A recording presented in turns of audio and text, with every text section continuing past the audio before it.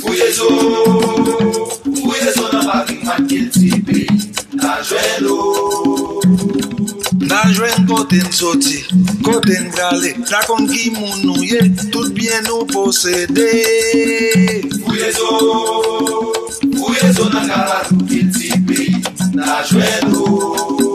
An nou fouyezo. Très heureuse d'être avec vous cet après-midi dans le cadre de la célébration de la Journée internationale des monuments et des sites instaurée depuis 1989 par l'UNESCO via son Conseil international des monuments et des sites ICOMOS. Ainsi, le thème retenu pour cette année encore, c'est passé complexe et futur divers. Nous allons penser patrimoine, nous allons apprécier patrimoine et nous allons réfléchir patrimoine. Avant de commencer, nous allons vous présenter un peu l'INAPAT, qui est l'Institut haïtien patrimoine et tourisme. On est un organisme qui est chargé d'interpréter des sites culturels et patrimoniaux. Consultation en patrimoine, seulement les entreprises qui sont intéressées par le patrimoine, et on travaille avec les chercheurs, étudiants, et on fait des recherches. Pour commencer, nous allons entonner ensemble un couplet de la Dessalinienne. Je vous prie de vous mettre debout, s'il vous plaît. Nous allons chanter pour le pays et pour nos pères. Formons des fils, libres, forts et prospères. Toujours, nous serons frères. Après 2, 3, pour le pays et pour nos pères. Formons des fils, libres, forts et prospères. Toujours nous serons frères. Formons des fils pour le pays et pour nos pères. Formons des fils pour le pays et pour nos pères. Merci, mettez-vous. Applaudissez, s'il vous plaît.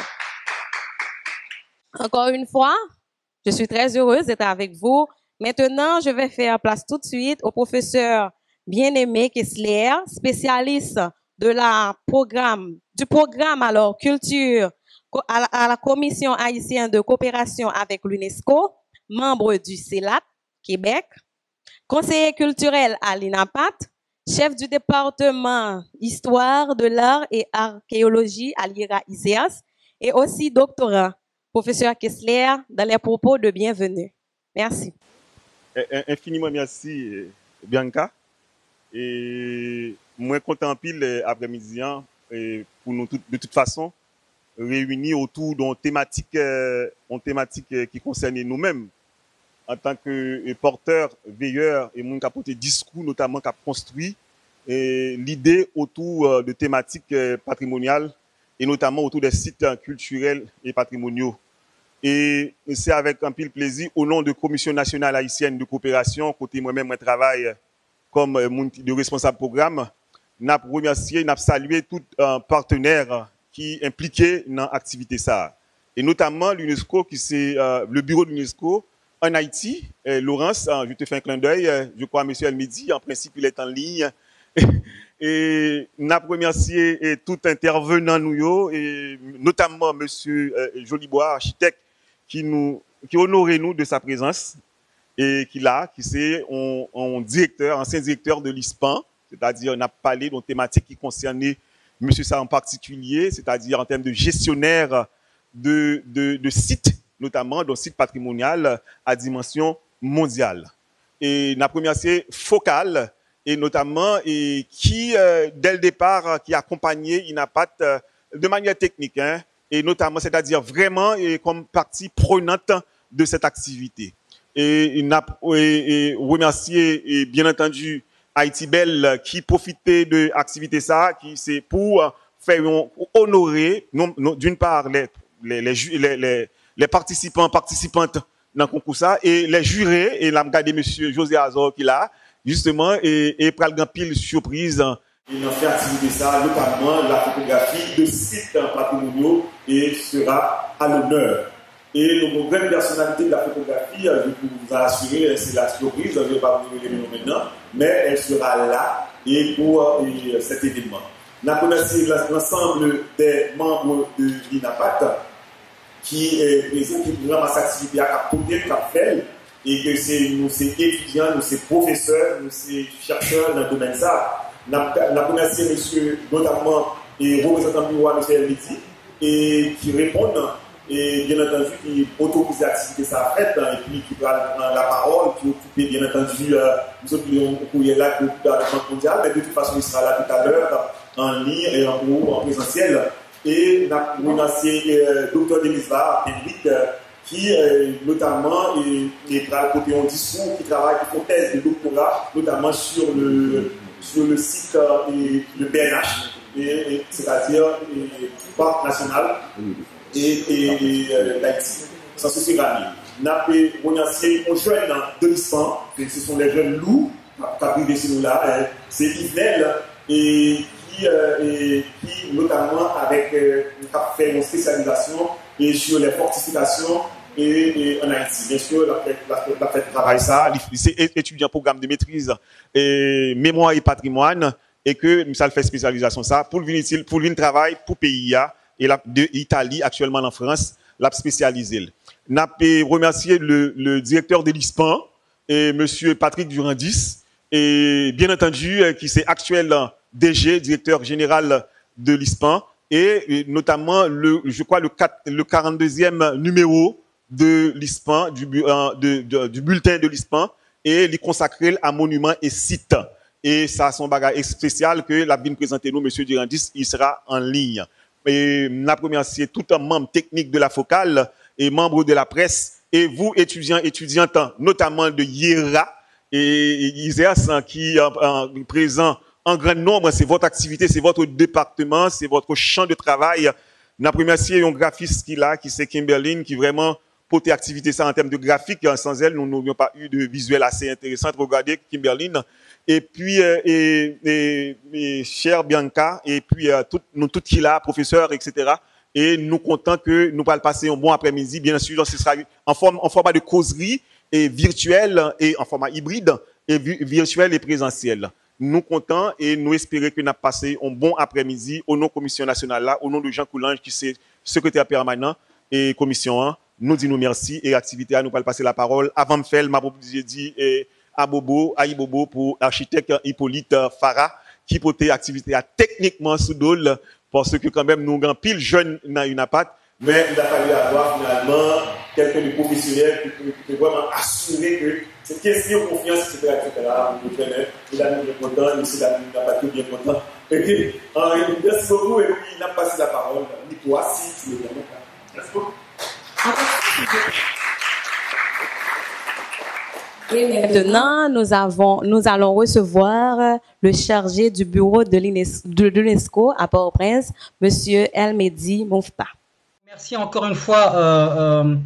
J'espère que je le prononce bien. On est pour tout le monde et moins saliez-nous. Donc, merci pour l'invitation.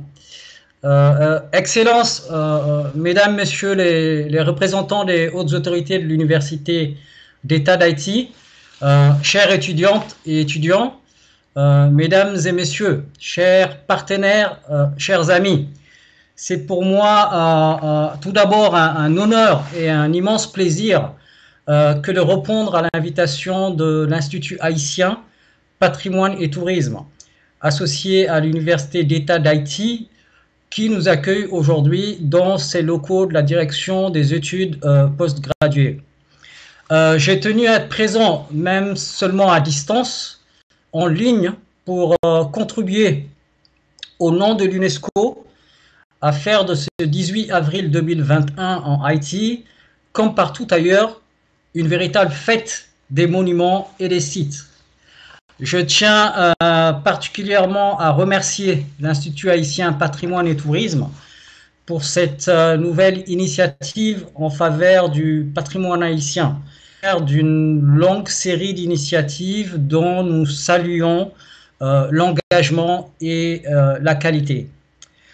Depuis 1982, le Conseil international des monuments et des sites, l'ICOMOS, une organisation partenaire de l'UNESCO, invite la communauté mondiale, comme vous le savez, à célébrer cette journée. En Haïti, qui est mon nouveau pays d'adoption, les monuments et les sites constituent un héritage culturel au monde.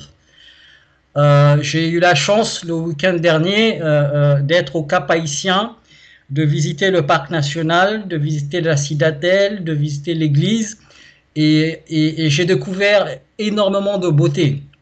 Et pour le natif du Mali que je suis, il est frappant de mesurer à chacune de mes visites à travers votre magnifique pays, et au fur et à mesure de mes découvertes, la singularité du patrimoine culturel haïtien. Singularité qui participe de la complexité de cet héritage culturel. Certes, bien sûr, ces monuments et sites représentent un héritage puissant, solidement ancré, car ils sont le reflet de la construction advenue au cours des siècles, des identités, ou devrais-je dire, de l'identité plurielle haïtienne. Mais c'est aussi, comme vous le savez tous, un héritage d'une grande fragilité. Alors que cet héritage culturel, constitué à partir des différentes formes de résistance des personnes esclavagisées contre leurs oppresseurs, contre le système esclavagiste et colonial, alors que cet héritage culturel s'est construit, souvent pierre par pierre, dans un contexte de lutte pour la liberté, mais aussi dans un contexte d'alliance stratégique pour la survie et la survivance de tout un peuple. Cet héritage est aujourd'hui fragile et vulnérable. Méconnu, négligé, menacé par des catastrophes naturelles, par l'ignorance et la cupidité, et tombé sous le joug d'interprétations parfois douteuses et même discriminatoires. Cet héritage, qui est un symbole de l'égalité des droits pour tous, a besoin d'être transmis aux générations futures dans son intégralité, pour qu'il soit encore et encore gardé et réinterprété. Il s'agit certes, comme je l'ai dit à plusieurs reprises, d'un patrimoine fragile, comme le montre aussi l'incendie de la chapelle du Sacré-Cœur de Millau d'il y a un an, un autre domaine de collaboration entre l'UNESCO et Haïti. Mais cette fragilité sous-tend des débats vifs, des opinions fortes, des prises de décision affirmées. Et au cours des dernières années, les débats sur l'omission et l'effacement de certains récits et sur le fait de privilégier des histoires plutôt que d'autres ont atteint un point culminant avec des manifestations parfois très vives. Aborder des points de l'histoire contestés implique donc un dialogue solide, de haut niveau, des conversations complexes, contradictoires et des efforts importants et du temps pour parvenir au renouvellement de récits identitaires, d'interprétations cohérentes et de projections permettant de revisiter la complexité de l'héritage culturel haïtien. Sur cette base, je suis convaincu qu'il est possible de contribuer et penser le futur de nos monuments et de nos sites de manière décomplexée. Autrement dit, repenser de manière critique l'histoire incroyable auquel l'humanité doit tellement. La rencontre d'aujourd'hui permettra, je l'espère de tout cœur, de dégager des éléments importants du patrimoine haïtien, parfois moins valorisés, pour être redimensionné. Je pense par exemple à l'importance des femmes dans les récits et dans la construction et la transmission du patrimoine immatériel et matériel. La conférence contribuera, souhaitons-le, et je n'en doute pas un seul instant, à faciliter l'appropriation plus ouverte et dynamique sur l'avenir des monuments et sites patrimoniaux haïtiens. Elle suscitera peut-être au final les nouvelles voies pour des narrations plus inclusives, plus représentatives de l'héritage culturel haïtien dans sa globalité. Je vous souhaite donc à toutes et à tous un excellent dialogue, des débats très riches et des questions inspirantes. Merci. Ok, sans plus tarder, nous allons faire place à l'architecte Henri Robert Jolibois pour la première intervention titrée Émotion. Monsieur Henri Robert Jolibois est architecte et ancien directeur de l'ISPAN et actuel professeur à l'université de la Fondation Aristide. Monsieur architecte Robert Jolibois, bien à vous. Je n'ai qu'un seul titre ce soir. Un seul. Je suis votre ami. Rien d'autre. Ancien directeur, etc. Ça passe. Je suis avec vous aujourd'hui. Pour commencer, j'ai besoin d'avoir quelques informations. Quelques personnes vont se lever, me donner le prénom et me donner leur ville, zone, région d'origine. Même si c'est spirituel, même si ce n'est pas nécessairement natif. Madame? Prénom? Et votre référence spirituelle ou native? Cap-Haïtien, Jérémie, Lagonave? Niamey, extraordinaire. On va revenir à la... Monsieur? Pas de nom, prénom seulement. Excellent. J'ai besoin d'une personne de province. Monsieur, chemise blanche. Carrefour, extraordinaire. Madame? Voilà, très bien. Donc, j'avais rêvé de faire une présentation magistrale avec multimédia. Malheureusement, la situation nationale, je la vis comme vous, donc il faut ajuster. Donc, on va avoir une conversation. J'ai nommé cette conversation émotion. Émotion, ça va être le point d'arrivée. Le point de départ, c'est la journée mondiale des monuments et sites. Je reprends. Émotion, ça va être le point d'arrivée. Le point de départ, c'est la journée des monuments et sites.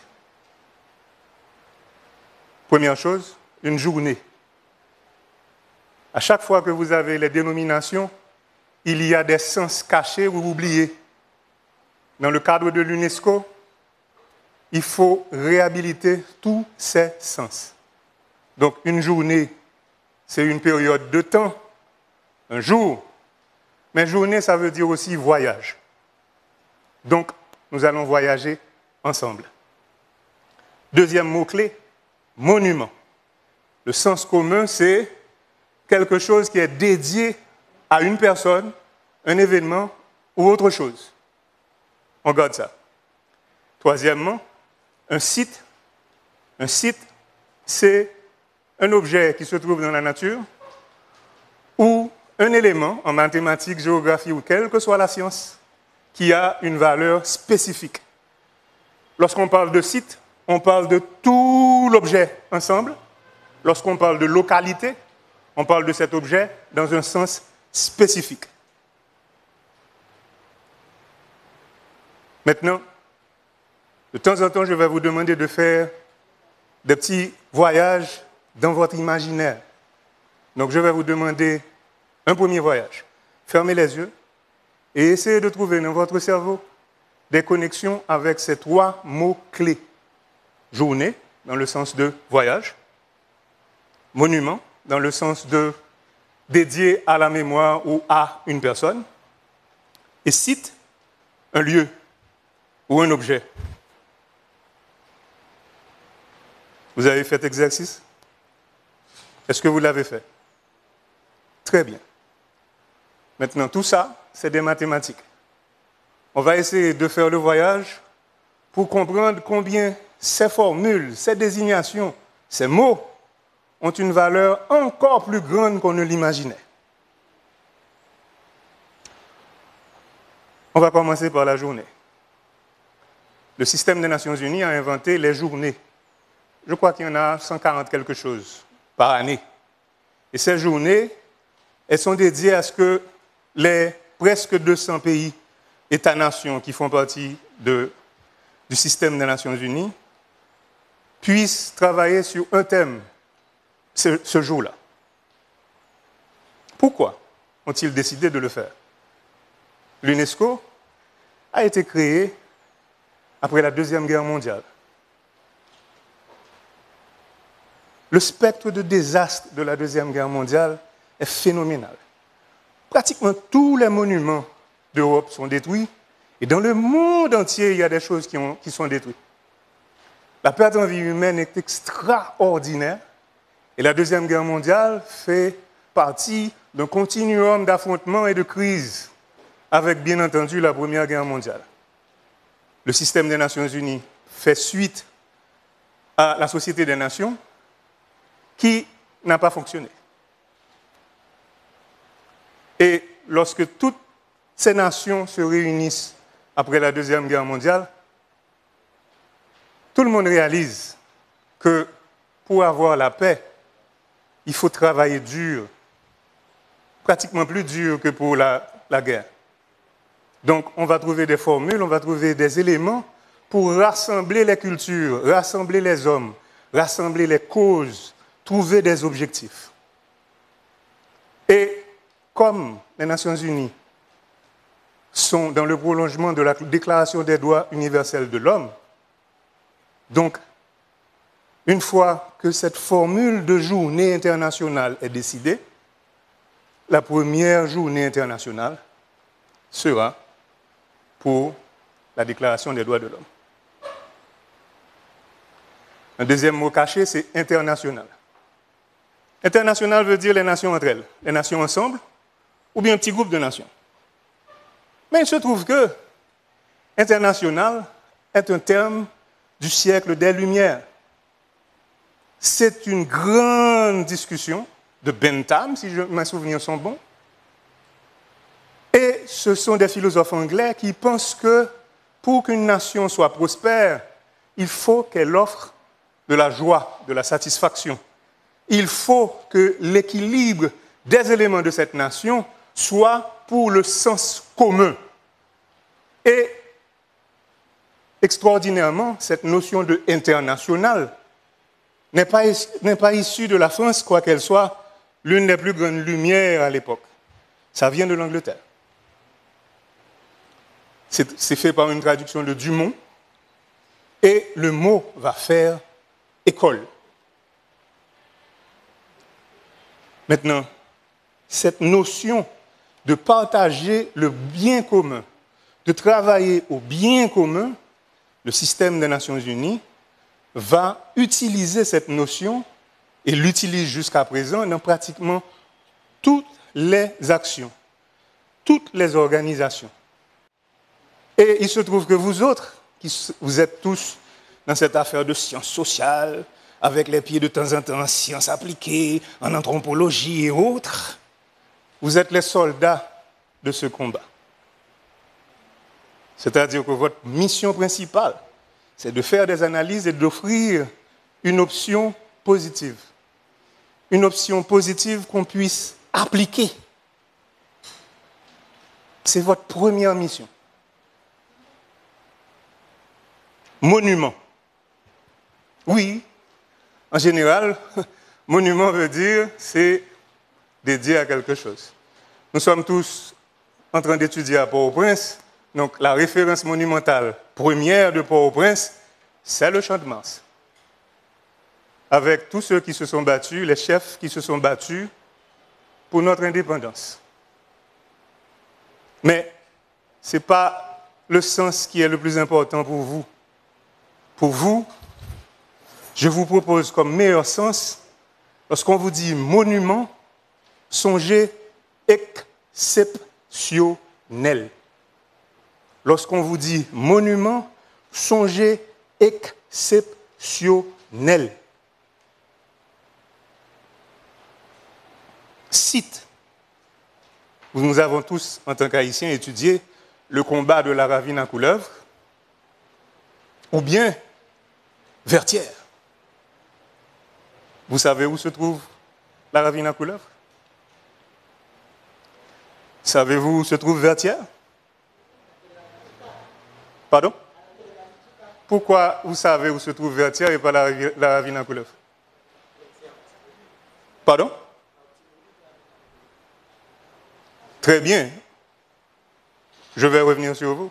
Mais pour Vertières, pourquoi vous avez tous identifié Vertières? Parce qu'il y a un monument qui est là, qui est dressé pour que s'en souviennent. La ravine à couleuvre n'a pas encore ça. Donc on peut s'entendre entre nous. Deuxième point qu'on va faire ensemble, s'il vous plaît, pendant vos études, faites en commun une étude de comment découvrir le site à distance, puisque vous savez où nous sommes aujourd'hui en tant que République. À distance. Mais essayez de trouver des éléments de la ravine à couleuvre et essayez de trouver des formules qui permettraient que la ravine à couleuvre soit reconnue et célébrée autant que Vertières.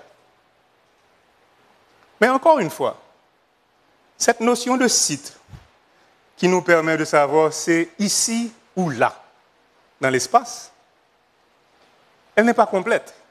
Parce que là encore, lorsqu'on parle de site, on parle de notion d'exception qu'on utilise.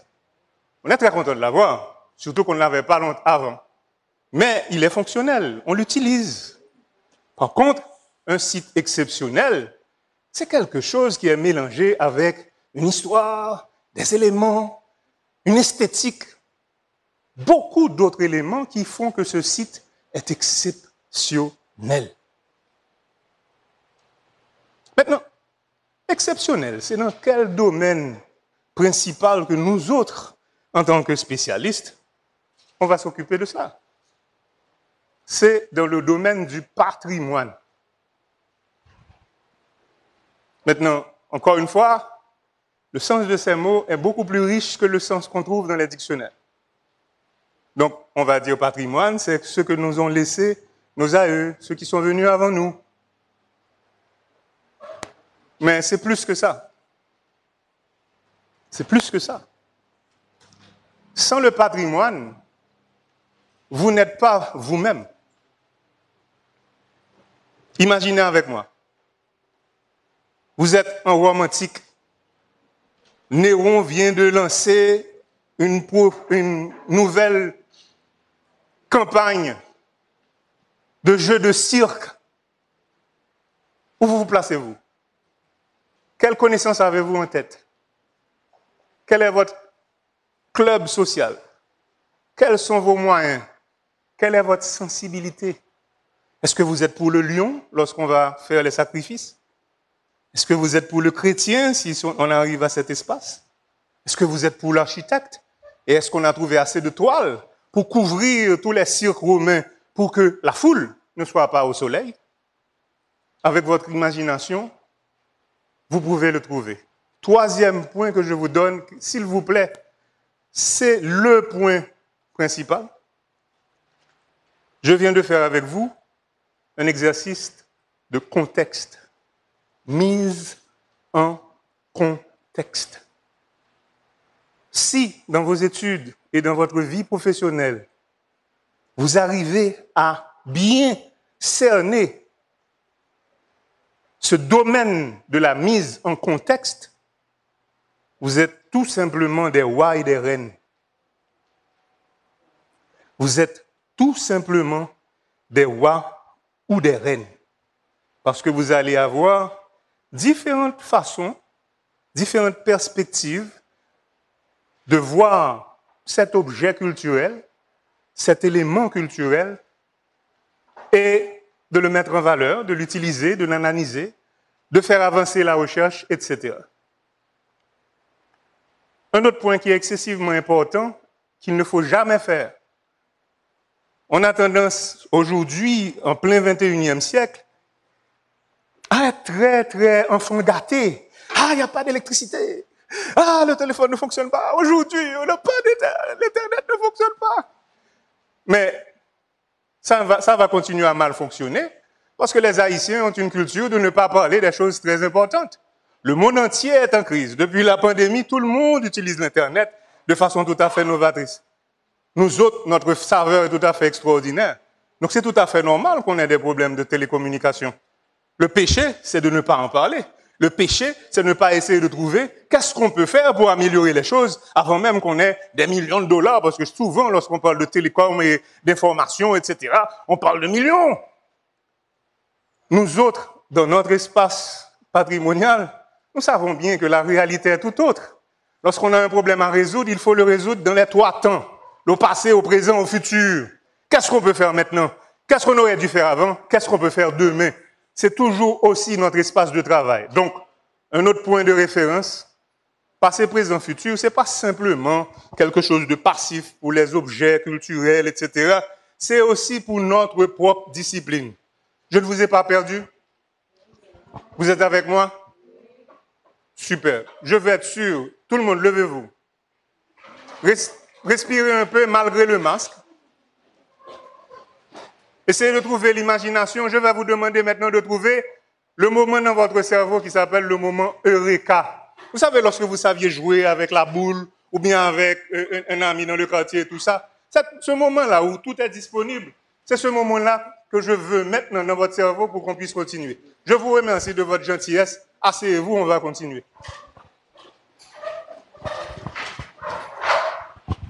L'œuf ou la poule, qu'est-ce qui est venu avant? L'œuf ou la poule qui est venu avant. Malheureusement, ce n'est pas la poule, c'est l'œuf. Malheureusement, ce n'est pas la poule, c'est l'œuf. Malheureusement, ce n'est pas la poule, c'est l'œuf. C'est-à-dire que, en tant que professionnel du patrimoine, quelle que soit votre croyance religieuse, vous devez accepter cette théorie de l'évolution. Si vous croyez énormément en une religion, je vais vous donner une signification toute simple. Cet être suprême, Dieu, pour certains, pour qu'il puisse nous permettre de comprendre le travail à faire, le chemin du futur, nous a donné la liberté pour qu'on puisse comprendre la nature. Donc, cette évolution serait une évolution divine, si vous avez cette ligne religieuse dans votre cerveau. Si vous êtes athée, il y a tant de formules mathématiques qui font la même chose, où les choses bougent entre elles, elles évoluent et le monde change. La seule chose qui est impossible dans ce monde que nous vivons, dans cette dimension, c'est de rester statique. On reste immobile, on est mort. On ne sait même pas qu'on est mort, mais dès qu'on est immobile, on est déjà parti. Donc pour nous autres, dans le patrimoine, ça, c'est un domaine sacré, on doit toujours l'avoir en tête. Ça va? Donc on a vu jour, journée, Nations Unies. On a vu monument, on a vu site, dans leur sens premier. Plus ou moins, disons premier au pluriel. Maintenant, j'ai fait la blague, la poule ou l'œuf, pour introduire l'évolution des choses. Il y a une deuxième blague. Vous ne devez pas, en tant que spécialiste du patrimoine, être frustré ou prendre comme si c'était acquis tout ce que vous avez autour de vous. Parce que tout ce que vous avez autour de vous, il y a des hommes et des femmes qui ont contribué à nous amener là. Et nous autres, notre spécialité, c'est de comprendre toute cette provenance, c'est de comprendre toutes ces lignées pour aller de l'avant. Donc, le patrimoine, c'est toutes ces richesses qui font partie de notre réalité. Il y a 2 types de patrimoine. Un patrimoine naturel et un patrimoine culturel. Le patrimoine naturel a dans son sein l'une des meilleures références en histoire, c'est la géologie. Je reprends. Le patrimoine naturel a l'une des meilleures références en histoire, c'est la géologie. Le patrimoine culturel, c'est une formule qui est venue à la fin du XXe siècle pour englober l'histoire, pour englober l'anthropologie, l'archéologie et le reste. Ce chemin qu'on a parcouru est excessivement important aussi, parce qu'il y a eu énormément d'erreurs. Et toutes ces erreurs, on doit les connaître pour ne pas les répéter. Par exemple, en France, lorsqu'on a commencé à trouver les vestiges celtes, gaulois et le reste, ils ont dit « Ah, ça, c'est nos racines ». Et lorsqu'on a commencé à trouver des vestiges du néolithique, on a dit « Ça, c'est laissé par les Gaulois ». Je vous prie de m'excuser, j'ai oublié d'éteindre mon téléphone.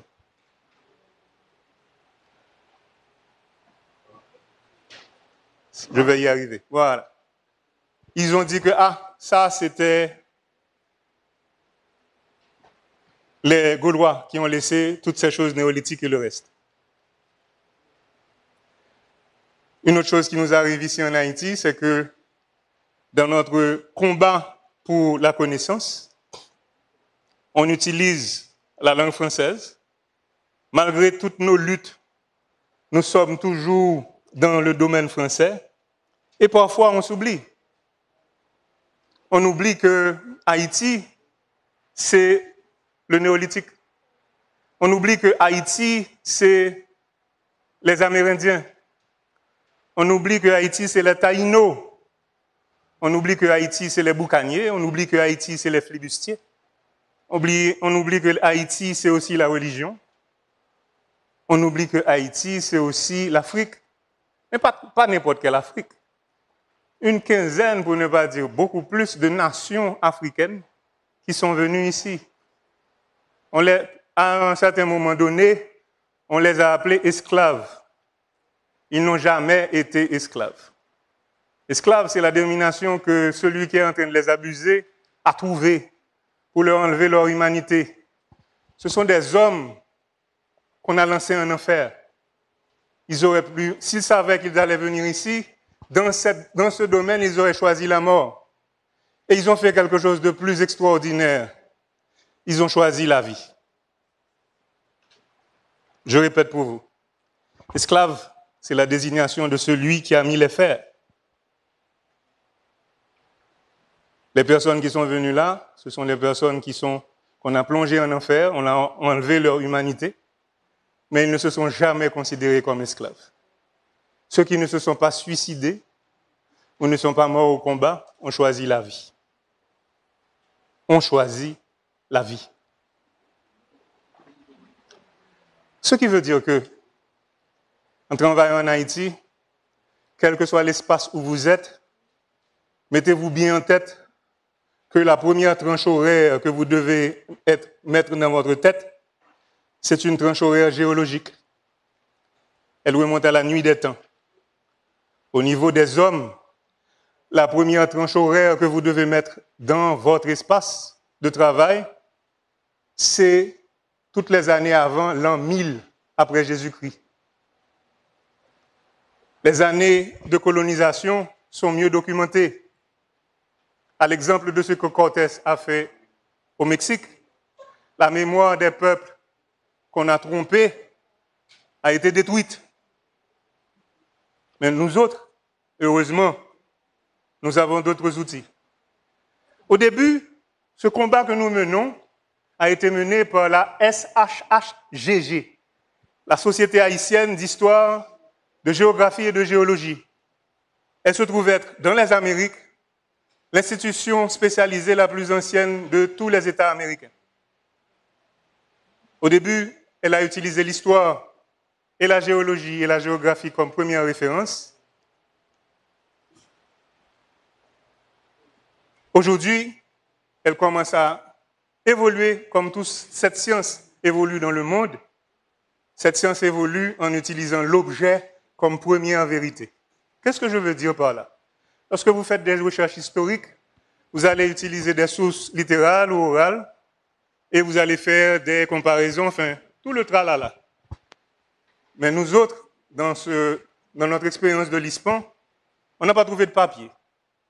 On n'a pas trouvé d'historien spécialisé dans ce que nous devions faire. Et on a même participé à l'invention d'une nouvelle science qui s'appelle archéotechnique. C'est toutes les technologies de l'archéologie utilisées aux monuments et sites construits, qui ne sont pas souterrains, qui sont en vestige.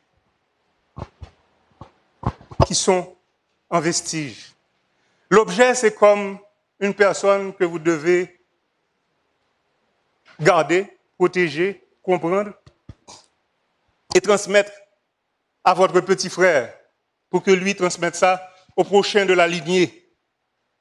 L'objet, c'est votre meilleure référence pour être toujours satisfait de votre travail. Vous avez l'objet, vous trouvez un des éléments que vous pouvez étudier, vous le faites, et ensuite, vous expliquez votre thèse.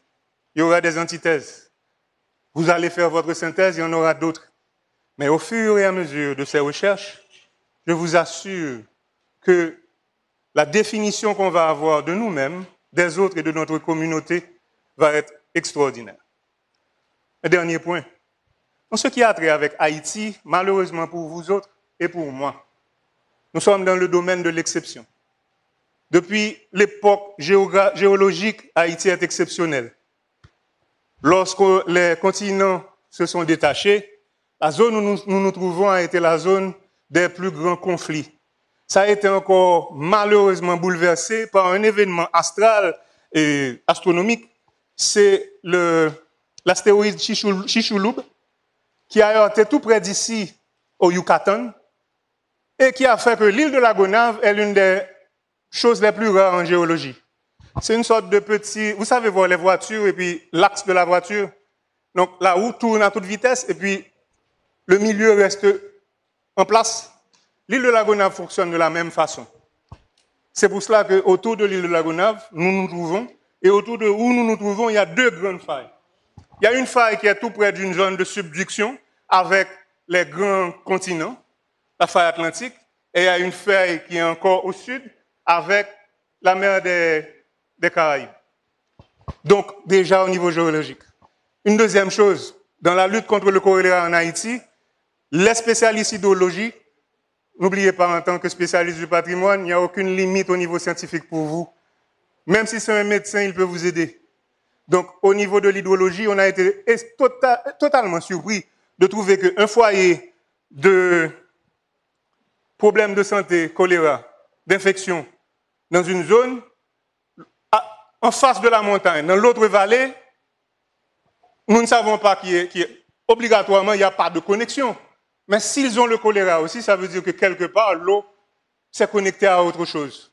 Donc vous imaginez qu'on est une sorte de fromage de gruyère pour certaines chaînes de montagnes. Mais ce n'est pas seulement ça au niveau exceptionnel. On a toutes sortes de climats. On a 17 climats. On a par exemple, il y a eu un cyclone et puis un désert près des Gonaïves est devenu un lac. Mais au niveau géologique, beaucoup de déserts sont des anciennes mers ou des anciens lacs. Pour vous donner une idée de la diversité, le temps est arrivé. Donc, qu'est-ce que je fais? J'éteins ou bien je peux faire la conclusion? 5 minutes de conclusion? 2 minutes de conclusion. 2 minutes de conclusion. On commence à compter maintenant. Le temps pour moi est... Tu n'as pas besoin de rester derrière moi. Donc, exceptionnel. Je ne suis pas venu pour vous donner un mal de tête incroyable, pour vous dire que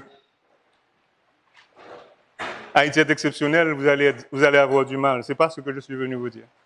Je suis venu vous dire que tout ce que vous pouvez choisir de faire pour Haïti vaut la peine.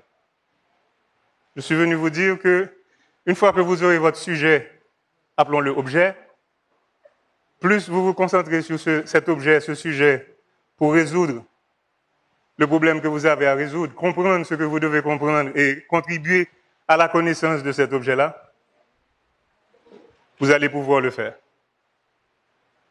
Et une dernière chose, au niveau du patrimoine, même lorsque c'est mort, c'est pas tout à fait mort. Donc, si vous avez une bonne connaissance d'une chose qui est décédée, on pourra toujours la restituer si une communauté, un groupe, décide de le faire. Pourquoi je peux le dire avec autant d'assurance? On l'a déjà fait à plusieurs fois. 2 villes.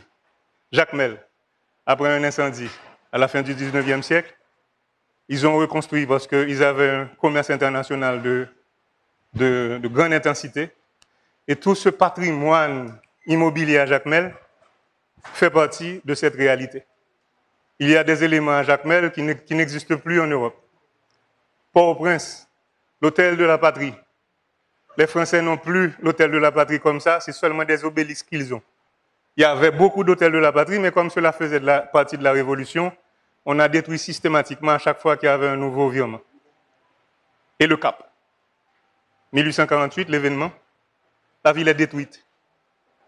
Ceux qui survivent vont décider de la reconstruire comme elle était, et un peu mieux. Donc le premier mouvement, on reconstruit la ville coloniale. Le deuxième mouvement, lors de la guerre de sécession aux États-Unis, les États-Unis utilisent Haïti comme leur grenier. On fait du commerce international, on est un peu plus riche, et à ce moment-là, 2 villes d'Amérique vont choisir un nouveau style d'architecture qui est précurseur de l'architecture industrielle, la Nouvelle-Orléans et le Cap. Dernier point, c'est tout notre patrimoine qui est exceptionnel. Exemple, on vient de restaurer le tableau du palais de Sans-Souci. Pendant mes recherches, j'ai vu beaucoup d'illustrations du palais. La seule illustration qui est, même si elle n'est pas, comment dirais-je, totalement scientifique dans sa pureté perspective, mais c'est la plus fidèle. Donc, tout ce qui nous concerne est exceptionnel. Pour vous laisser partir, je vais vous faire vous souvenir de ce que c'est que exceptionnel. Fermez les yeux. Fermez les yeux. On a encore une fois panne d'électricité dans tout le Port-au-Prince. Vous ne pouvez pas dormir. Vous sortez un peu, vous regardez le ciel, il n'y a pas d'étoiles, il n'y a pas de lune, et vous voyez toutes les étoiles. Cet espace que vous voyez au-dessus de vous, c'est ça, l'espace monumental. C'est un espace qui est exceptionnel, c'est un espace qui nous rappelle l'essentiel de notre vécu. Il nous rappelle comment nous sommes petits et que la seule chose qui nous permette de devenir immortels, c'est de contribuer à notre communauté ou au bien autour de nous. C'est le seul pouvoir qu'on a. Et lorsqu'on a réalisé ça, cette immensité, cette chose extraordinaire, il n'y a qu'un seul sentiment en tête avant d'aller dormir lorsque finalement on s'est calmé, l'émotion, une émotion positive. Je vous remercie.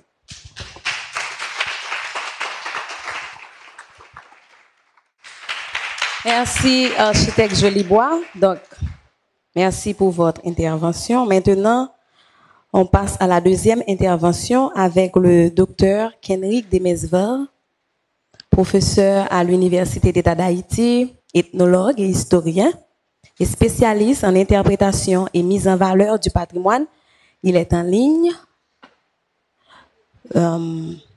Cette deuxième intervention est titrée « Passé complexe et futur divers ». Bonsoir à tout le monde. Et d'abord, je dois remercier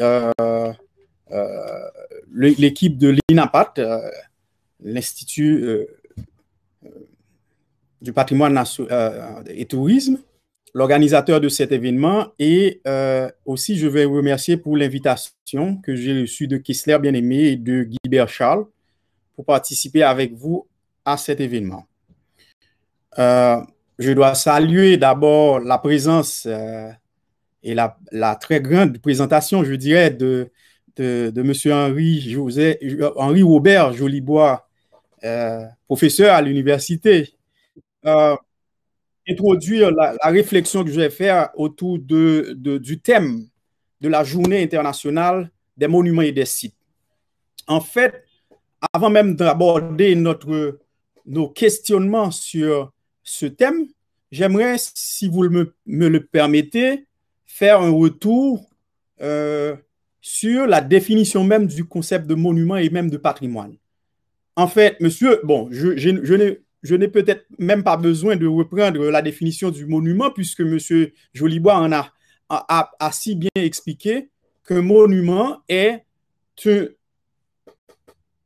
c'est comme un symbole architectural qui, justement,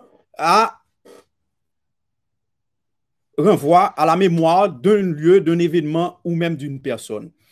Mais je voudrais aussi expliquer que par rapport au fait de la transition du terme de monument vers celui du patrimoine, il y a toujours et encore beaucoup de débats qui se réalisent à l'international, entre autres sur la question du patrimoine, ce que c'est que le patrimoine, ce qu'il n'est pas, que faire avec, qui en est le détenteur, pourquoi on choisit de patrimoine, comment le faire et surtout, si vous revenez au terme même du patrimoine, ça vient du latin, bien sûr, patrimonium, qui signifie bien héritage. Mais la question, c'est que ce bien devient une succession des anciens, des parents, à leurs enfants ou à une communauté.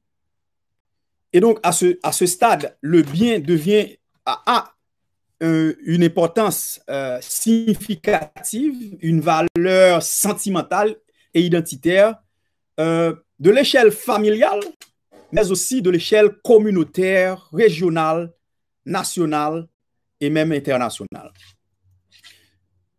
Donc, pour vous situer l'évolution du concept de monument vers celui du patrimoine, donc il faut quand même voir l'idée que M. Jolibois a bien expliqué tantôt, que l'on ne considère pas uniquement le bâti comme étant le patrimoine. Le monument physique, le patrimoine, comme le classement l'indique, patrimoine mobilier, n'est pas uniquement le patrimoine.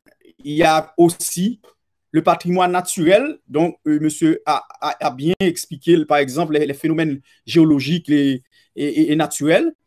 Le patrimoine culturel, qui a aussi une dimension à la fois matérielle, mais aussi immatérielle.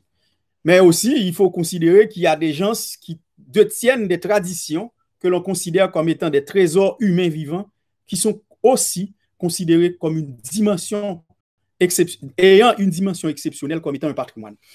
Donc, le patrimoine est sujet à des réflexions savantes, mais aussi à la volonté politique, sanctionnée toutes les deux, par le public, par la volonté publique et par l'opinion publique qui en donne un sens commun. C'est à ce double titre que le patrimoine devient représentatif des sociétés. Et à ce moment, ça devient, il y a plusieurs formes d'appropriation qui se fait au niveau du patrimoine. Je signalais que mon intervention, je l'avais programmée environ une heure, et on me dit que j'ai seulement moins de 30 minutes en tout cas, et j'en appelle à votre indulgence. Je ne vais pas vous faire des cours, je vais aller droit au but par rapport à la présentation. Mais il y a des éléments essentiels sur lesquels je voudrais insister qui sont directement connectés à de la journée internationale par rapport à ce thème qu'on a choisi cette année. Alors, le patrimoine, c'est quelque chose qui a de l'importance. En dehors du fait que le patrimoine a de l'importance sentimentale, identitaire, économique et même touristique, le patrimoine a des valeurs de remémoration qui permettent de se rappeler d'événements qui se sont passés, de personnages qui ont vécu, des traditions qui peuvent être transmises à des générations futures, raconter des valeurs de contemporanéité, c'est-à-dire le patrimoine permet de dépasser le passé en en actualisant les faits, les événements, les personnages dans le présent et mieux comprendre ces événements dans le contexte du passé pour vraiment avancer dans le futur. Il y a aussi des valeurs d'ancienneté par rapport à l'histoire, par rapport à l'authenticité, par rapport à l'état de conservation et la dégradation aussi. Il y a également les valeurs d'art par rapport à la beauté physique, la beauté esthétique, les techniques utilisées pour mettre en place et mettre en œuvre ce patrimoine, s'il s'agit d'un patrimoine culturel, mais s'il s'agit d'un patrimoine naturel que l'on trouve dans la nature de manière comme ça, là, c'est justement la caractéristique de la beauté qui permet d'identifier cette valeur. Et il y a aussi les valeurs d'usage. Qu'est-ce qu'on fait avec les préoccupations, l'utilisation dans le temps actuel ou présent ou futur? Comment on fait, l'importance que ce patrimoine donne pour l'éducation, la science et même les aspects pratiques de vie. Alors, je voulais aussi signaler la nécessité d'une politique du patrimoine. Alors ça, c'est très important parce que, au fait, dans d'autres pays, l'État définit et applique une politique de conservation, de protection, de mise en valeur du patrimoine. La politique du patrimoine est quand même un élément de la politique culturelle d'un pays. Il y a aussi les actions de mise en valeur, des actions de mise en valeur du patrimoine et qui se font et se réalisent suivant les standards internationaux. Officiellement, ça date des années 40 et on considère qu'ont été menées dans un contexte post-occupation américaine. Alors, on peut en discuter un peu plus tard. Et c'est dans cette perspective qu'il y a eu la création d'institutions de l'État. Il y a eu des institutions qui réalisaient préalablement des actions au niveau, par exemple, de la conservation ou au niveau de la transmission. Mais des institutions chargées véritablement d'une gestion et d'une mise en valeur du patrimoine ont été majoritairement créées dans les années 40 ou au début des années 50, et voire même jusqu'au XXe siècle, au XXIe siècle. Il y a par exemple le bureau d'ethnologie qui a été créé en 1941, le bureau national qui est devenu le bureau national d'ethnologie. Il y a le service des monuments et des sites transformé en ISPAN, notamment à la fin des années 78 et 79.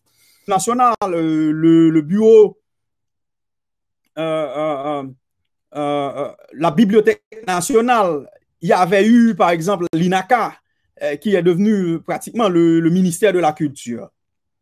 Il faut signaler, dans le contexte, dans le passé même du patrimoine en Haïti, ces deux noms qui ont contribué grandement à faire ce que, et à amener le patrimoine à un niveau tel que l'on en parle aujourd'hui.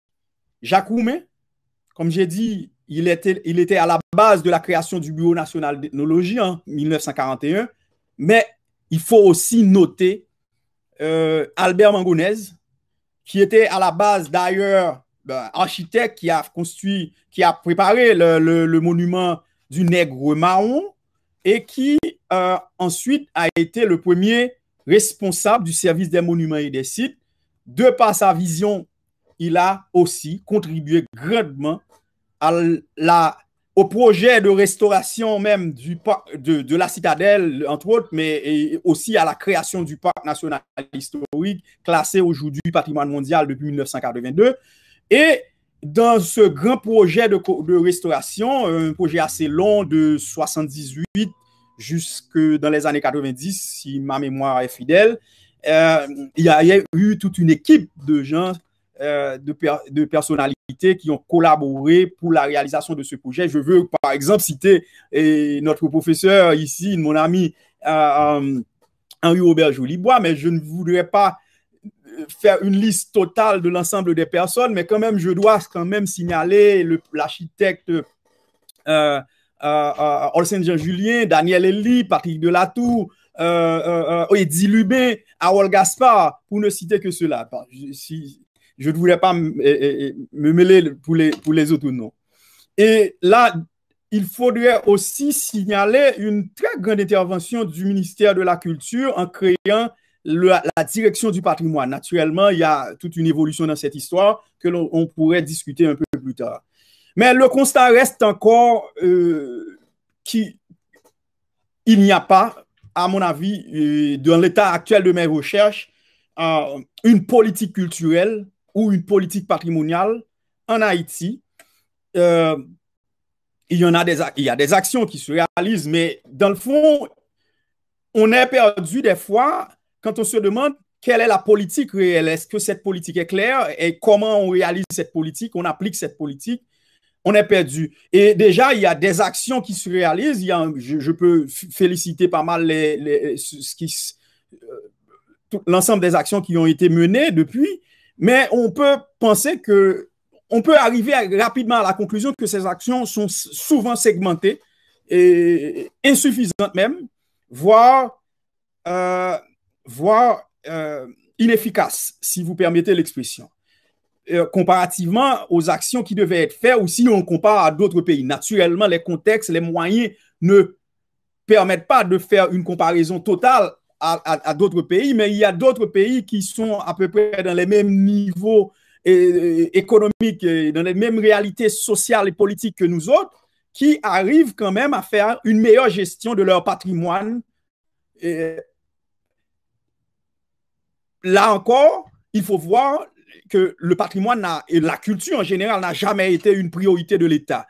Mais dans le même registre, quand on dit que la culture n'est pas une priorité de l'heure, il faudrait aussi observer une sorte d'ambivalence du budget de l'État par rapport au secteur de la culture. Et cette ambivalence, on peut aussi l'expliquer par le fait que l'État investit beaucoup d'argent pour la réalisation du carnaval, tandis que pour l'ensemble du secteur, l'État n'investit pas beaucoup, tant dans la formation, tant dans les matériels, tant dans les moyens humains et financiers. Alors, la situation actuelle, c'est que le patrimoine en Haïti, actuellement, les monuments en particulier, sont majoritairement en danger.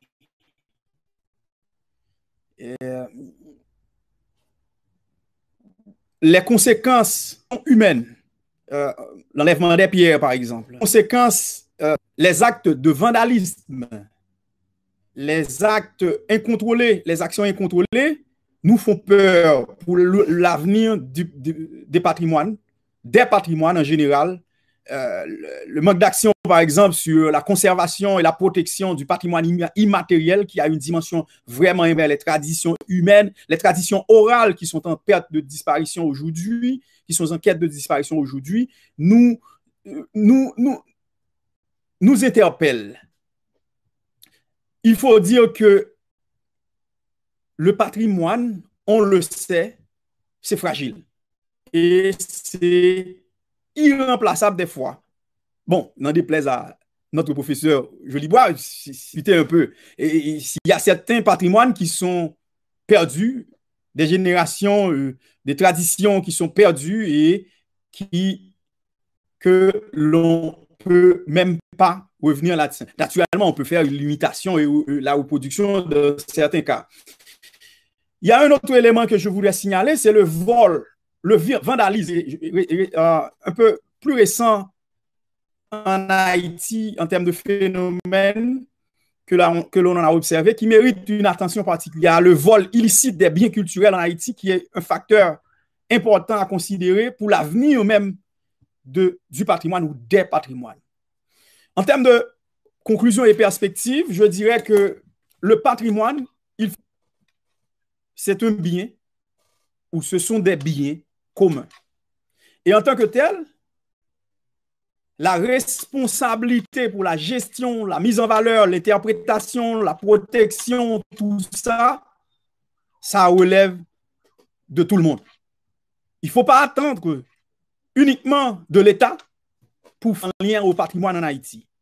Il ne faut pas attendre. D'ailleurs, comme vous le savez, par rapport aux problèmes sociaux, politiques, économiques, voire même techniques en Haïti, on peut prendre des initiatives en lien au patrimoine. Des initiatives individuelles, mais aussi des initiatives collectives pour sauver ce qui peut être sauvé, protéger ce qui mérite d'être protégé, j'ai des actions de mise en valeur, quelles que soient. Et là, je voudrais aussi signaler la dimension naturelle du patrimoine en Haïti qui est un peu très négligée, tandis qu'il y a des lieux importants de conservation de la biodiversité, tant pour les plantes, les types de plantes, ou même voir les types d'animaux, les espèces en voie de disparition. Mais il faut aussi et surtout penser à une réflexion et à même des pratiques de recherche au niveau de ce champ. Et là, il y a un rôle important à jouer. L'université ou les universités ont un rôle important à jouer dans la recherche. L'archéologie, par exemple, est un champ fondamental qu'il faudrait valoriser, puisque justement, ça nous permettrait d'identifier des espaces, d'identifier des ressources qui ne sont pas certes visibles, mais qui permettraient aussi d'avoir plus de données sur l'histoire, l'identité de ce peuple. Je terminerai pour dire que nous avons tous un rôle à jouer là-dedans.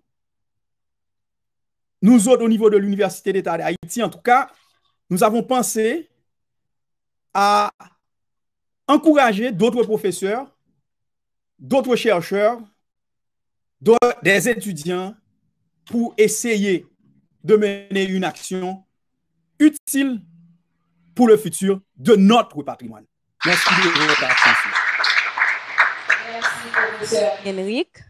Maintenant, c'est le tour du discutant, le professeur Kesser Bien-Aimé. Et merci, Bianca. Et merci, professeur Demisvar, autour du thème, et notamment, c'est le thème de sa conférence porte sur le passé ou passé complexe et futur divers. Je vais m'attarder en tant que discutant autour notamment de ce thème retenu par l'ICOMOS cette année. Il s'agit de quoi?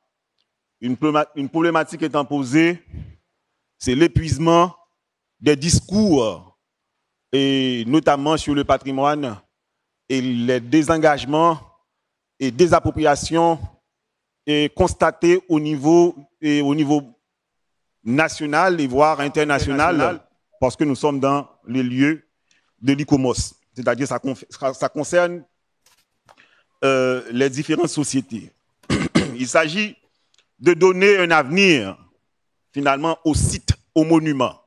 Et ça, c'est important pour l'Institut, qui est composé d'un ensemble de chercheurs, d'étudiants et de professeurs, d'intéresser notamment au discours patrimonial. Donc, il faut justement poser, nous intéressons à poser et à questionner le discours rhétorique, le narratif ou les récits épuisés et confinés autour de la notion de patrimoine. C'est-à-dire, nous avons des sites qui inspirent l'identitaire, des sites qui inspirent la culture, des sites qui inspirent le nationalisme. En même temps, ce sont des sites qui sont en plein questionnement. Et c'est-à-dire, c'est des sites vandalisés, c'est des sites investis par la misère, indécis par le besoin de survie, etc., que vous avez bien ici posé, et professeur Demesvar. Comment donner un avenir à ces monuments au-delà d'un questionnement traditionnel et un peu nostalgique, disant que voilà, nos patrimoines, on est en train de voler les pierres, etc. Mais comment questionner et voir produire un nouveau discours et inventer un nouveau discours autour de la notion de patrimoine, de nos sites que nous aimons bien, que le monde aime bien, bien entendu, avec nous, mais en même temps, en tant que théoricien du patrimoine, vous savez que le patrimoine n'est pas éternel. Tenant compte que le patrimoine n'est pas éternel, comment donner un avenir et dans une perspective de transmission continue, durable, tenant compte que ce n'est pas nécessairement nous qui sommes ici présents, présentes, qui vont assurer nécessairement cette transmission. Il s'agit de nos jeunes, c'est-à-dire, cela veut dire, c'est donner un avenir beaucoup plus certain à nos jeunes, et c'est-à-dire les inclure dans des démarches et dans des démarches de protection, de valorisation, d'identification, de diffusion, etc. Et revenons sur les propos du professeur Demesvar. Il a fait de manière notionnelle, il a présenté ce qu'on n'entend pas, mais il a en droit au but avec monsieur Jolibois, parlant de l'exceptionnalité du patrimoine et en même temps des monuments, même si moi-même de toute façon, vous mes étudiants ici, je ne suis pas d'accord avec toutes ces questions-là, toutes ces questions, c'est-à-dire question d'exceptionnalité, notamment parlant de sites, etc. Donc ça c'est un autre débat. Et renvoie à la mémoire, c'est-à-dire qu'en définissant le patrimoine, les monuments, cela renvoie à la mémoire, très bien dit, au lieu, à des personnes, etc. Ce que le patrimoine veut dire, en ce sens, et ce qu'il ne veut pas dire, c'est-à-dire, il faut retenir ça. Tout n'est pas nécessairement patrimoine, et M. Demesvar vient de nous expliquer ça.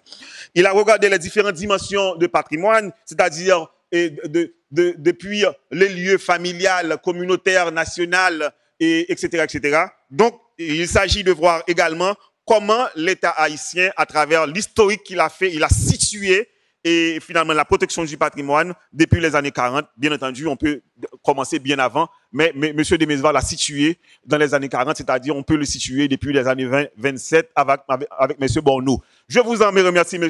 Demesvar, professeur de votre État, et le public est ici bien branché à vous écouter. Et bien sûr, il y aura de questions intelligentes qui vous seront posées et élancées et énoncées par rapport à la problématique, le renouvellement de discours par rapport à la complexité et de notre héritage patrimoine culturel. Infiniment merci, M. Demesvar. Je suis Sanette Jean-Baptiste, étudiante en patrimoine et tourisme, IRA ISERS. Ma question, c'est bien pour M. Demesvar. Vous avez dit tout à l'heure que le patrimoine est en danger par rapport aux actes vandalistes qu'ils subissent. Mais comment peut-on agir pour contrecarrer ces actes? Merci. Approchez. Merci Bianca. Salut professeur Kenrick, salut tout le monde. En fait, ma question pour vous, monsieur Kenrick, est la suivante. Tout à l'heure, vous avez présenté le patrimoine comme un bien commun d'une société qui retrace l'histoire, l'identité, la mémoire de la dite société. Maintenant, ma question est la suivante. Tenant compte de la situation sociopolitique qui traverse la société haïtienne, comment, selon vous, nous pouvons utiliser les patrimoines pour remédier à cette situation? Merci. Alors, pour la première question de mademoiselle Jean-Baptiste, j'ai bien expliqué que le patrimoine est fragile. Et il y a aussi des actes de vandalisme qui se réalisent au niveau du patrimoine, notamment en Haïti.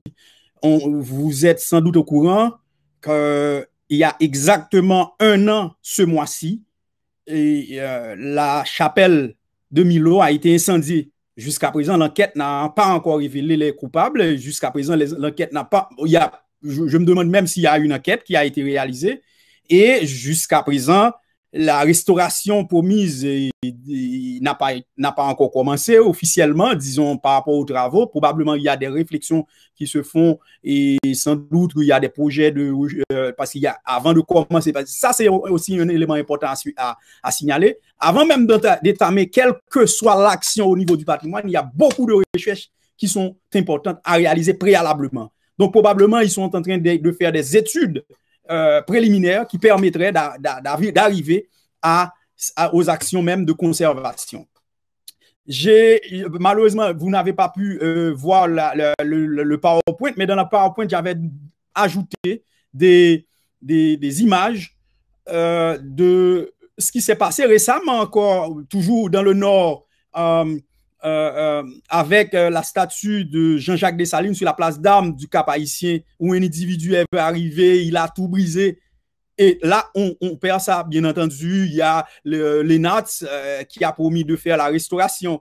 Il y a pas mal de monuments aujourd'hui que l'on a perdu totalement, complètement. Par exemple, dans la plaine du culte de Port-au-Prince, il y a plusieurs ruines d'anciennes habitations coloniales dont les pierres ont été emportées pour faire de nouvelles constructions.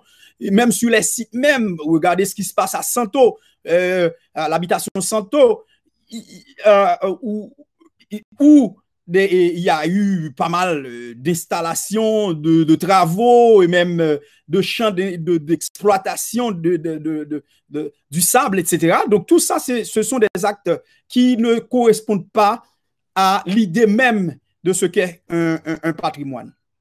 Et si vous me permettez, je pourrais signaler plus près de vous, là au Champ de Mars, il y a même le mausolée, le traitement qui est fait du mausolée, aller à Sainte-Anne, à la cathédrale de Sainte-Anne, vous allez voir l'une des plus anciennes, l'un des plus anciens cimetières d'Haïti, où il y a des restes de pas mal de personnalités qui ont marqué l'histoire même de ce pays. Voyez quel traitement qu'on en donne. Et sans oublier, récemment encore, le Bureau national d'ethnologie a reçu des États-Unis, je ne me rappelle plus l'histoire, bon, j'ai les données quand même, des objets qui ont été récupérés à la suite de l'arrestation de quelqu'un. Et celui-ci a pris ces objets de manière illicite en Haïti et sont partis avec et est parti avec. Et on a malheureusement pour cette catégorie-là des objets Taino en particulier de l'époque de Taino, on a pu récupérer certains d'entre eux, mais combien sont disparus? Il y en a pas mal aussi. Bon, si la mémoire des lieux, ça m'interpelle, la mémoire des lieux devait vous interpeller. Qu'est-ce qui est devenu le Fort Touron? Qu'est-ce qui est devenu le Fort Mercredi? Qu'est-ce qui est devenu le Croix-Bossal, qui était l'un des plus grands marchés d'esclaves durant l'époque du 17e et du 18e siècle? Donc, qu'est-ce que ces lieux vous disent? Donc, tout ça, c'est pour montrer aussi l'importance de les protéger et de les sauvegarder. Ils sont fragiles, on peut les perdre totalement à un moment donné.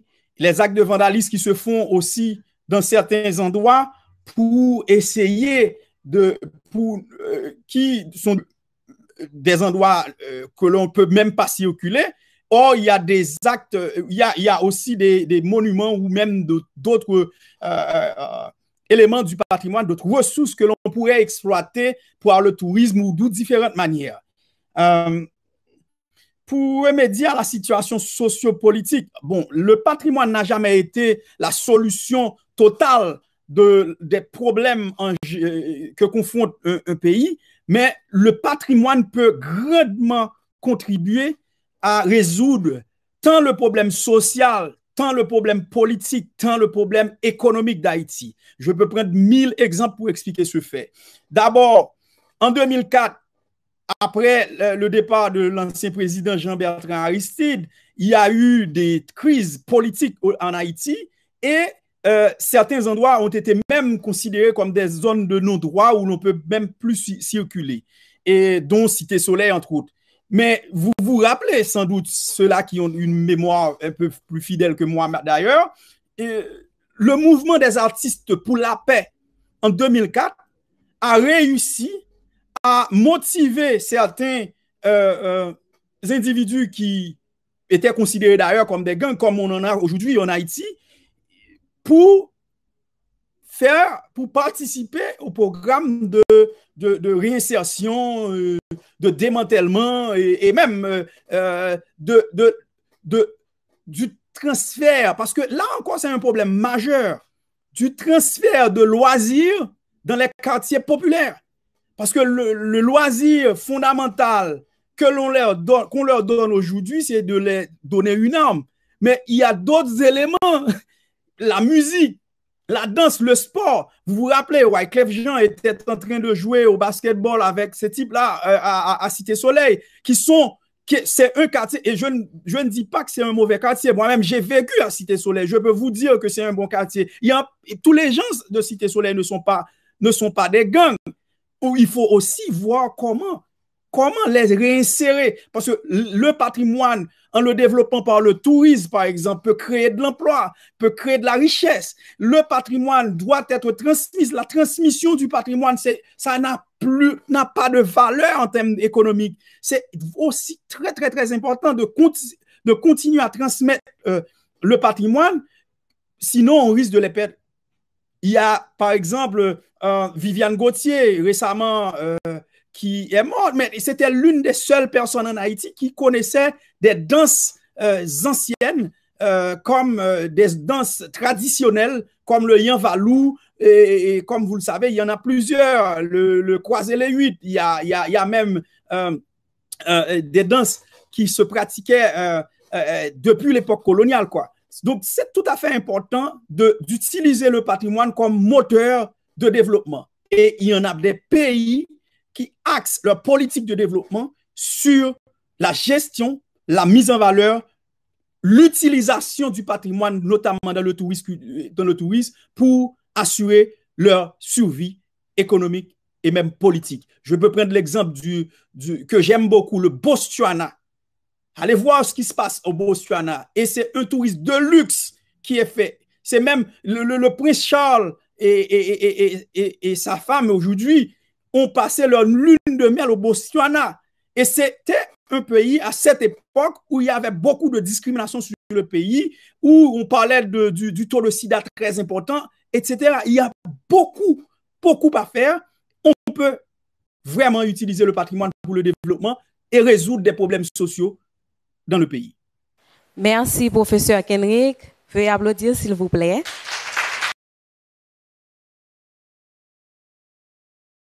C'était très intéressant de débattre avec vous sur ce sujet.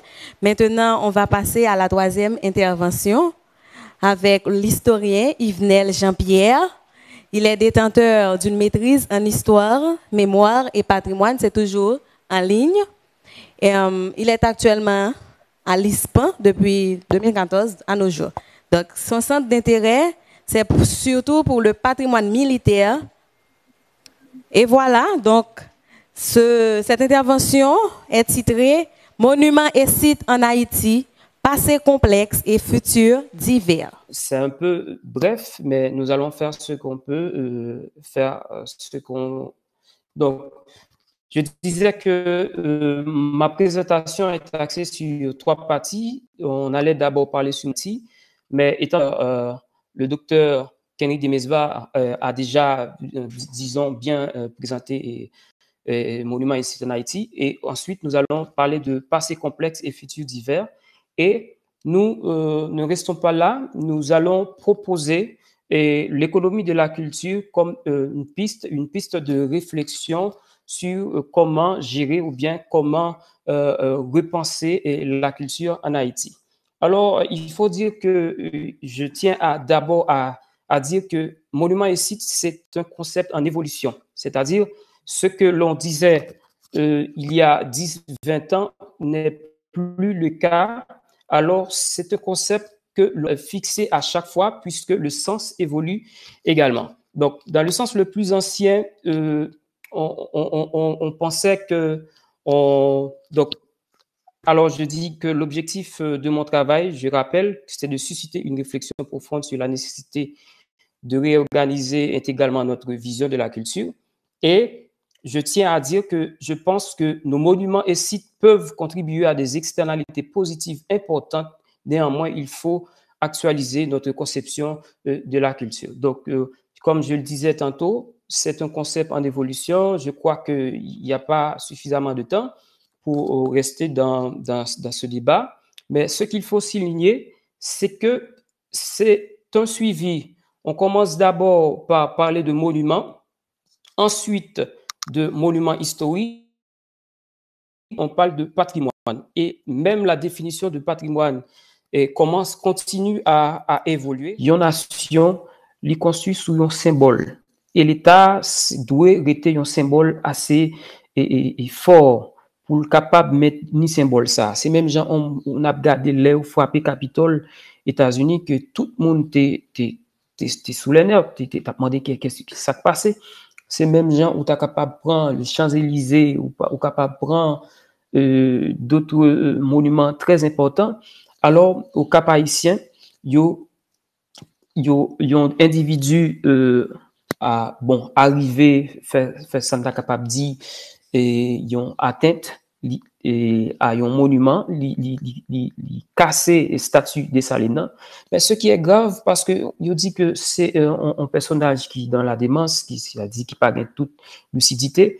Mais ce qui est grave, c'est que tout le monde qui dans l'entourage là, selon ça, magistrat Ivo dit dans un article que Gérard Maximo écrit que monde qui a assisté que jeune homme ça a crasé et a crasé statut ça, t'as applaudi. Donc t'as qu'à demander et monsieur dit qu'il faut qui est-ce qui pifou parce que en réalité symbole ça yo c'est eux même qui constitue mémoire nous comme peuple et c'est symbole ça yo qui fait que l'on a parlé nous capable dire bon je suis le fils d'Haïti, premier pays nègre indépendant, et c'est pas un cadeau, c'était sous âme de prendre. Mais comment petit li pour le connaître, eh bien, c'est symbole ça qui là pour rappeler nous que c'est pas un cadeau, c'était sang que nous t'ai versé, c'était bataille, nous t'ai bataille pour que nous t'as capable de gagner et indépendance nous. Alors, c'est impensable de concevoir un État, comme je le disais, sans le pouvoir des symboles. La déchéance actuelle a commencé par le mépris de nos valeurs, de notre mémoire et le rejet de notre identité. Les monuments devraient être des points de ralliement, la limite à ne pas franchir. C'est ça, Mabdi, et que nous remarquons que limite ça franchit lorsque ni l'opposition ni le pouvoir, il n'y a pas qu'un jour qui respecte, quel que soit le 18 mai, quel que soit 18 novembre, 17, bon, toute date qui a importance pour nous, que nous sommes capables de commémorer, bien, revendication sociale, qui est très important aussi, nous prend le dessus, et que nous avons regardé que même place des Salines, ou après que moun écrit avec graffiti sous lui, et que moun monte sous tête statue, n'importe qui gens, et dans le site que les moun aller, ou fait n'importe quoi, ou fait tout ça, ou voulez. Donc, on a posé question, c'est comment nous sommes capables de, disons, pallier à cette situation, comment nous sommes capables de changer et ça pour nous faire que nous gagnons une culture qui est assez forte. Eh bien, c'est dans ce sens-là, moi, je crois que c'est l'autre réorganisation de la culture. Nous ne sommes pas capables de gagner, par exemple, l'argent taxe que moi-même, nous payons depuis quelques années, les dépenser pour entretenir site. Oui, c'est bien, c'est vrai, c'est bien, par exemple, la restauration de la citadelle, c'est coûté à l'État des milliers de dollars. Restauration de Fojac, tout ça, c'est des sites qui sont extrêmement chers. Mais, je dis, il faut que nous comprenions que, là, on va parler de monuments et sites, on va parler de patrimoine, c'est un concept qui évolue. Et nous pas parler de patrimoine comme un simple, disons, comme un simple héritage que maman ou bien les ancêtres nous léguent. Non, je dis, nous devons actualiser notre pensée. Il faut que nous regardions qui ça a fait par rapport à monde là. Il faut que nous regardions qui ça a dit par rapport à patrimoine de l'autre côté. Eh bien, ça a dit, il a divisé patrimoine selon ça, Christian Barrère, qui c'est un intellectuel français, écrit, il y a 3 périodes. Il y a une période côté, nous avons parlé de patrimoine, de monuments, comme une valeur, par exemple, comme un bien que vous transmettez.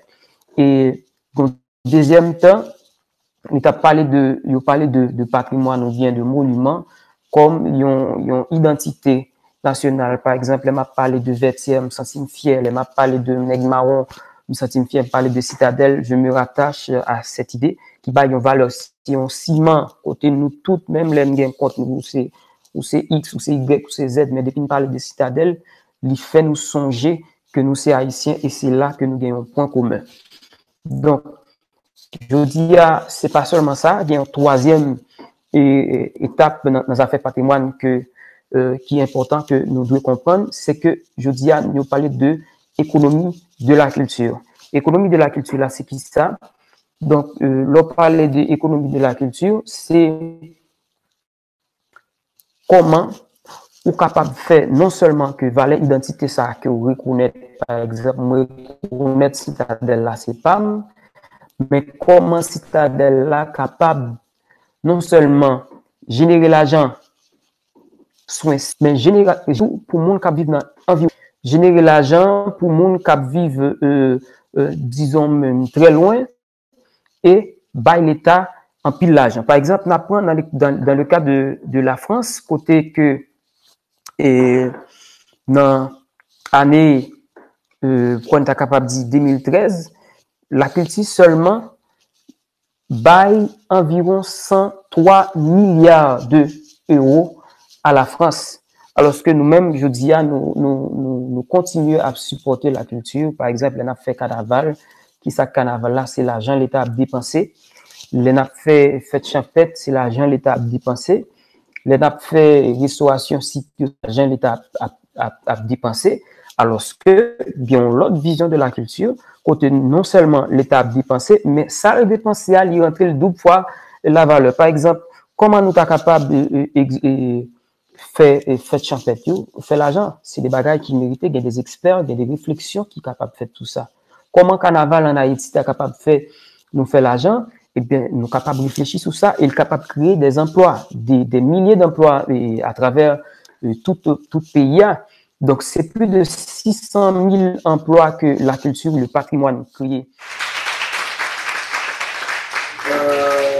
C'est pas tellement clairement exprimé dans le visuel que vous avez sous vos yeux, mais probablement vous auriez remarqué sur la toile un concours de photographie autour des monuments et des sites et organisé, bien entendu, porté par l'organisation de la société civile Haïti Belle. J'aime bien ce nom. Il faut de temps en temps, il faut de plus souvent énoncer systématiquement Haïti Belle. Et puis, porté, bien entendu, par l'opératrice culturelle, c'est Roxane Ledan. Et très fougueuse, très systématique, très passionnée. Roxane Ledan est censée porteuse de ce projet et proposée, bien entendu, au bureau de l'UNESCO, à la Commission nationale, à l'INAPAC, qui avait préalablement organisé un format comme ça. Et déjà en 2 éditions, c'est-à-dire un concours de photographie. Ce concours précisément est porté sur les monuments et des sites et notamment divulgué, saisi à partir de la journée internationale des monuments et des sites. Le concours est intitulé Capture ton patrimoine. Et j'aime bien cet énoncé, saisis patrimoine. Et que dans lequel concours est impliqué l'ensemble de jeunes au niveau national et un certain nombre de jurés assez connus, respectés et aimés dans la République. Et nous avons sous nos yeux ici Madame Wendy et non, ils vont partir dans notre page, tout va éviter mon nom, c'est moi-même. Les gars disent beaucoup de parle. Ok, et puis désert. Et puis ensuite, nous avons le photographe que j'aime bien, moi-même, que j'ai étudié dans mes cours. Et probablement, vous qui avez suivi un cours de photographie assez souvent, j'étudie avec vous la photographie de Josué Azor. Donc, Josué, un membre du jury, et ce sont des membres qui ont pris leur temps pour visionner, regarder et analyser environ une centaine de photographies et pour ensuite sélectionner les meilleurs. Et sans parti pris, bien entendu, il n'y a pas de meilleurs, mais c'est analysé à travers un code et moi je pense que son moment solennel important à ce que nous arrivons dans ce moment ça, après nous finissons par parler bien entendu de manière très cérébrale sur son patrimoine, même si M. Jolibois a été de contacter, un peu amusant, intéressant et très animateur, et que là nous venons partir ça, que Madame Ledan, nous avons l'honneur d'introduire Madame Ledan ici, je vous demanderai chaudement, tellement, applaudir Madame Ledan. Bonjour, mon nom c'est Roxane Ledan, Taï Noël. Je suis fondatrice de Haïti Belle. Haïti Belle fait la promotion et la valorisation de la culture haïtienne et aussi de l'histoire d'Haïti. Cette année, Haïti Belle, l'UNESCO Haïti et la CNHCU, nous nous sommes mis ensemble pour vous offrir pour la toute première fois un concours intitulé Capture ton patrimoine dans le but de commémorer la Journée internationale des patrimoines et des sites du 18 avril. Il s'agit de la réception de presque 200 photos de partout sur le territoire Haïti. Ces 200 photos ont été triées, répertoriées par 4 membres du jury. Originalement, le jury était composé de 5 personnes, mais finalement, il s'est arrêté à 4 personnes. Ces personnes que nous remercions chaleureusement sont composées de Rachel Charlier-Doucette, Edine Célestin, Wendy Désert et Josué Azor. Vraiment, merci de tout cœur à vous toutes et à vous tous qui avez participé à ce concours et merci beaucoup au jury. Je passe maintenant la parole à Wendy Désert et à Josué Azor qui vont vous expliquer le processus de sélection et aussi qui va annoncer les 5 gagnants, dont le premier est sur place avec eux. Merci beaucoup et on peut se dire à l'année prochaine. Bonsoir tout le monde. Bonsoir, Josué. C'était un plaisir pour nous de partager avec vous toutes parler qui fait, échanges qui fait autour du patrimoine. Et en tant que membre de jury, nous allons aller vite parce que mon temps marche. En tant que membre de jury, nous avons recevoir 117 photos que nous avons pour évaluer. Et c'était vraiment une belle aventure dans le sens où nous découvrir des images, des espaces que nous connaissons, découvrir, et puis son façon de redécouvrir l'autre côté, découvrir l'autre talent tout en termes de photographie. Et nous faisons un choix qui a une discussion et tout, évaluation. Et peut-être qu'on va nous détails sur comment nous évaluer les photos. Nous avons gagné 3 critères, qui sont des critères techniques, qui basent 40% l'autre là. Ensuite, nous gagnons un critère artistique, aussi 40%, et puis l'originalité. Donc, et à partir de ça, membre jury est by point sous 10, et puis c'est comme ça nous déterminer qui est-ce qui gagne. Et, oui. Bon, Josué qui a dit toute parole honnête. C'est ça, en fait. Et nous allons commencer là. Nous allons commencer. Oui, attends. Et attends. Nous allons commencer par les résultats.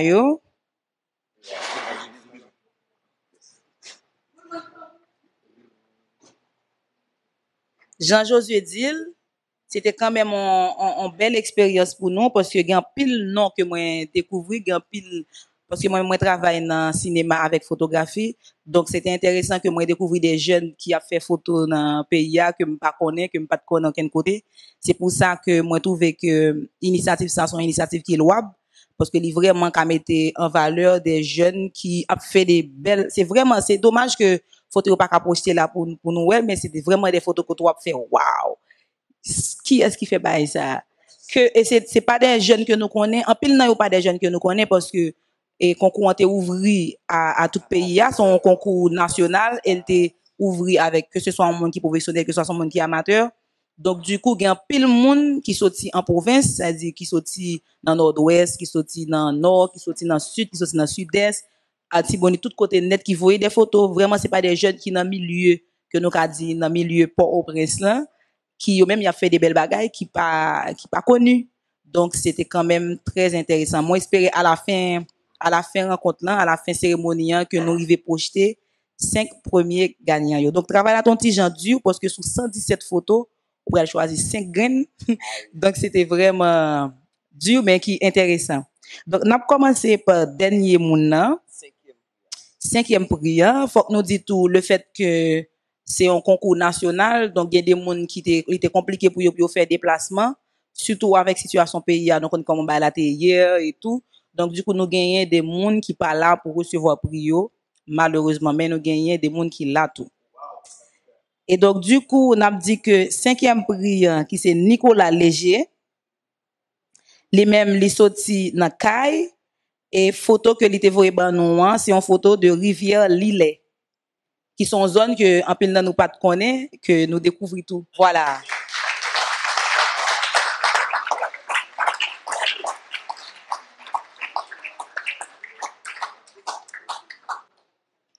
Donc c'est bien que nous découvrir photo. Et donc 4e prix et 4e prix, lui-même, il allait de l'autre côté dans le pays, nous aller dans le nord, Cap-Haïtien, et puis qui représentait monument Vertière, et c'est Samuel Volsi qui gagne.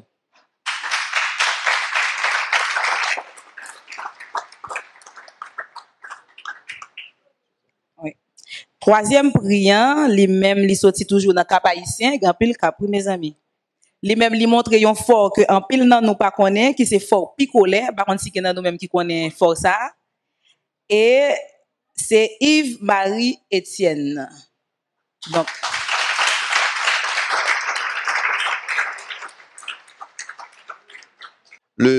alors deuxième prix c'est une photo qui prend Bassin Bleu Jacques Mel et moun qui gagne là si nous ka décrit photo il y a vraiment un bel agencement de teintes et de couleurs. Et c'est Benel Sylvain.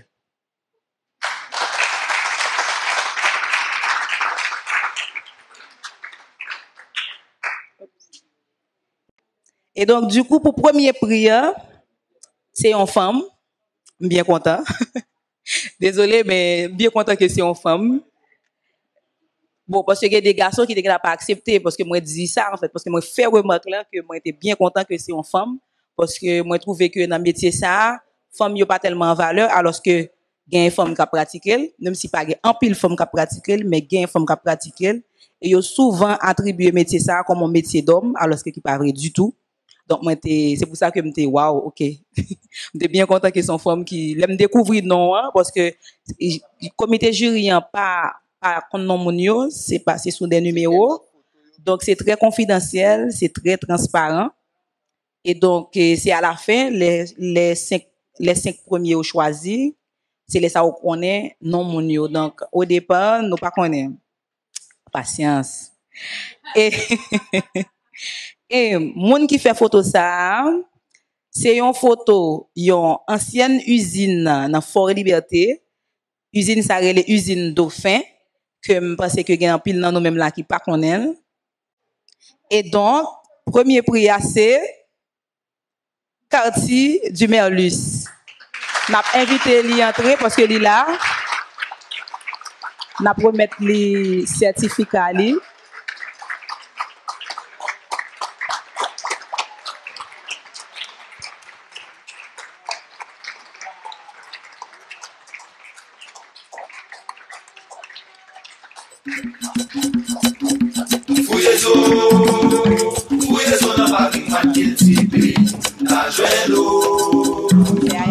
Na jwen kote n soti, kote n brale, la kon ki moun nou ye, tout bien nou posede.